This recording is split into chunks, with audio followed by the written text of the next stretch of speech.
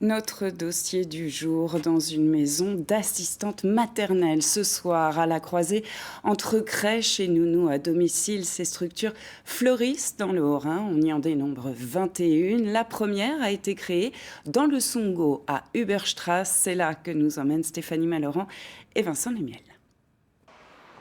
Pas facile de trouver une crèche ou même une nounou en milieu rural. Mais en plein cœur du Sungo, les petits ont leur maison. Quoi? Ça tombe sur ma tête?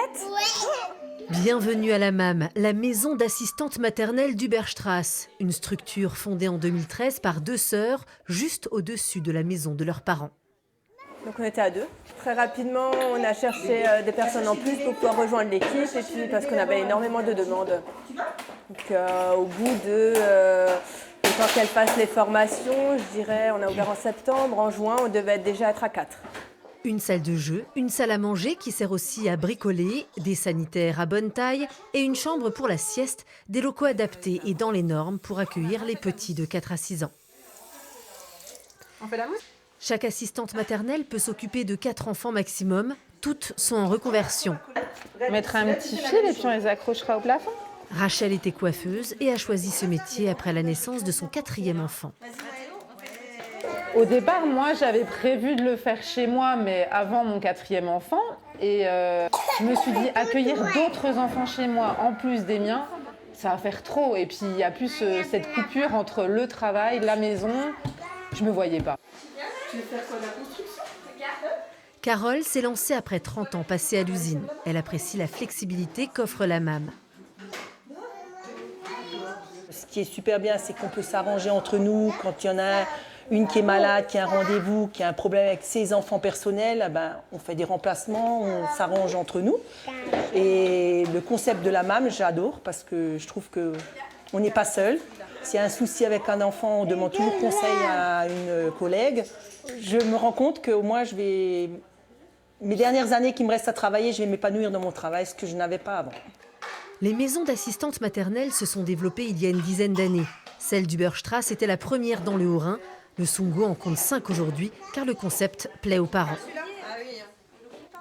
On aimait bien l'idée des nounous, mais on ne trouvait pas de nounous qui étaient libres. Et puis c'est vrai qu'on a découvert la MAM, et au final, c'est mieux qu'une nounou, je trouve. C'est super familial. J'aurais pas trouvé un endroit aussi arrangeant pour mes horaires et aussi qui s'adapte en fait à notre famille.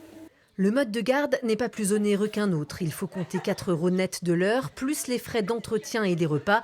La CAF subventionne ensuite selon les salaires des parents.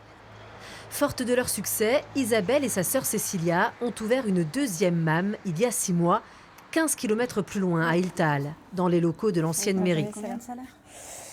172. Et les choses se mettent vite en place. Ici, on est à 3. On a une collègue qui est en train de faire la formation et une autre qui va rentrer en formation.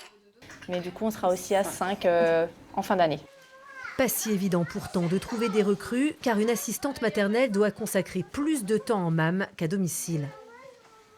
C'est pas si facile que ça, parce que finalement, quand on leur explique le bénévolat qui est à côté, toutes les heures sup, qui finalement ne sont pas rémunérées, du coup, ça coince peut-être un peu plus, quoi. Ça nous est arrivé d'avoir des personnes qui viennent nous voir et qui finalement nous disent « Ah non, c'est pas la peine, ça ira pas pour moi, quoi ». 4 à 5 fois dans l'année, les sœurs organisent des ventes de manala ou des tombolas pour ramener des fonds et financer l'achat de jouets ou de chaises hautes. Un travail de longue haleine. Mais pour Cécilia et Isabelle, travailler en MAM leur a permis de trouver l'équilibre qu'elles recherchaient entre vie familiale et professionnelle, sur un territoire toujours plus en demande de solutions de garde pour les petits. La prochaine fois, mais il faut dire au revoir alors.